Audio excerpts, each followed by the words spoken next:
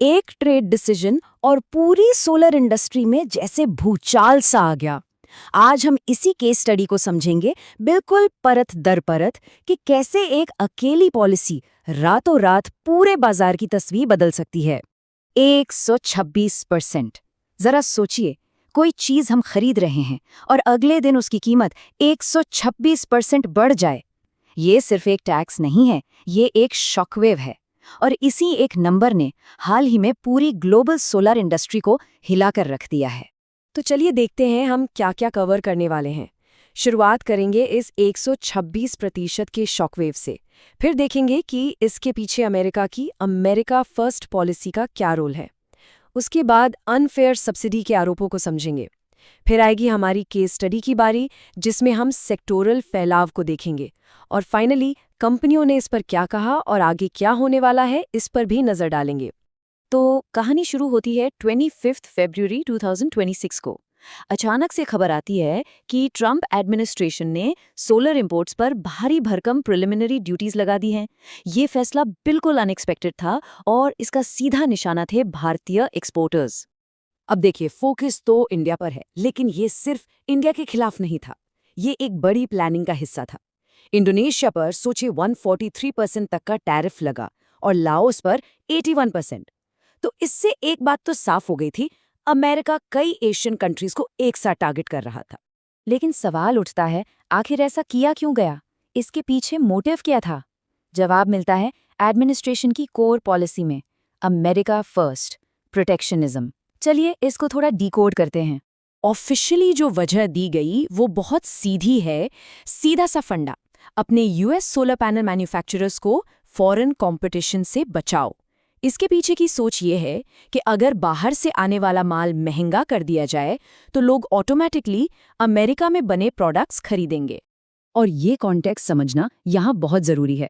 US का जो solar market है उस पर विदेशी इंपोर्ट्स का कब्जा है। करीब 60% मार्केट शेयर उनका है, डोमेस्टिक प्रोडक्शन सिर्फ 40%। तो एडमिनिस्ट्रेशन इसी पूरी गेम को पलटना चाहता था, डोमेस्टिक प्लेयर्स के फेवर में। लेकिन 126%? इतना बड़ा टैरिफ जस्टिफाई कैसे होगा? यहाँ पर एंट्री होती है यूएस कॉमर्स डिपार्टमेंट की मेन क्लेम की।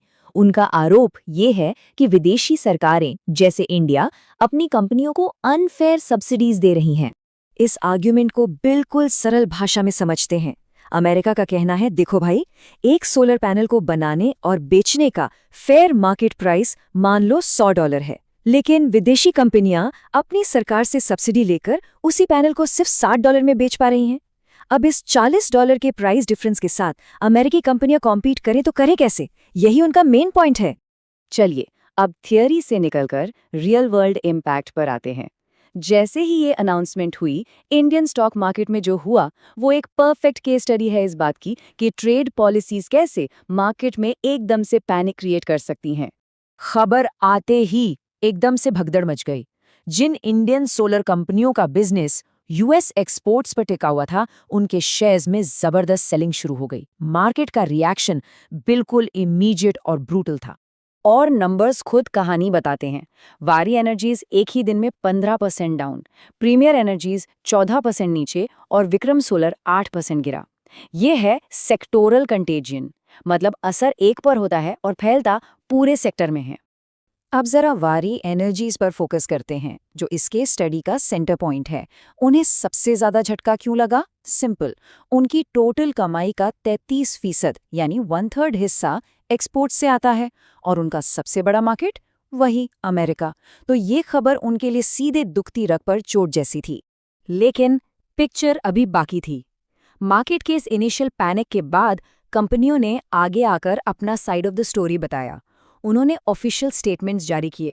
सबसे पहले आगे आए वारी एनर्जीज के हेड हितेश दोषी। उनका स्टेटमेंट बिल्कुल टू द पॉइंट था।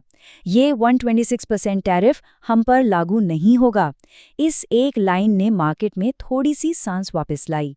तो उनका लॉजिक क्या था? उनका आर्ग्यूमेंट सप्लाई चेन की एक टेक्निकल डिटेल पर बेस्ड था। देखिए, उन्होंने समझाया कि ये टैरिफ उन प्रोडक्ट्स पर है जिनके सोलर सेल्स और मॉड्यूल्स दोनों इंडियन सब्सिडी से बने हैं। अब सोलर सेल होता है रॉ मटेरियल और मॉड्यूल होता है फाइनल पैनल। वारी क्या करती है, वो पैनल्स असेंबल करने के लिए कोर सोलर सेल्स दूसरे देशों से इंपोर्ट करती है। इसलिए उनका कहना है कि जब हमारा मेन कंपोनेंट ही इंडियन सब्सिडी वाला नहीं है तो ये टैरिफ हम पर कैसे लागू हो सकता है। और ये एक बहुत बहुत इंपॉर्टेंट पॉइंट है। और सिर्फ वारी ही नहीं, विक्रम सोलर जैसी दूसरी कंपनियों ने भी आगे आकर यही बात कही। उन्होंने इन्वेस्टर्स को अश्योर करने की कोशिश की कि मार्केट का जो पहला रिएक्शन था वो ओवर द टॉप था और उनके बिजनेस फंडामेंटल्स अभी भी स्ट्रांग हैं। तो अब सवाल है कि हम कहाँ हैं। एक बात समझना बहुत ज़रूरी है, जो अभी हो रहा है ये फाइनल नहीं है, ये कहानी अभी ख़त्म नहीं हुई है। आगे कुछ इंपॉर्टेंट चीज़ों पर नज़र रखनी होगी। सबसे पहली और सबसे ज़रूरी बात, ये जो 126% का फिगर है ये प्रिलिमिनरी टैरिफ है। प्रिलिमिनरी का मतलब टेम्परेरी, एक तरह से प्लेस होल्डर। फाइनल डिसीजन अभी बाकी है, पूरी इन्वेस्टिगेशन के बाद। तो ये नंबर बदल भी सकता है, ऊपर भी जा सकता है, नीचे भी आ सकता है। और इसी से हम आते हैं इस केस की सबसे इम्पॉर्टेंट डेट पर, 6 जुलाई 2026। ये डी डे है।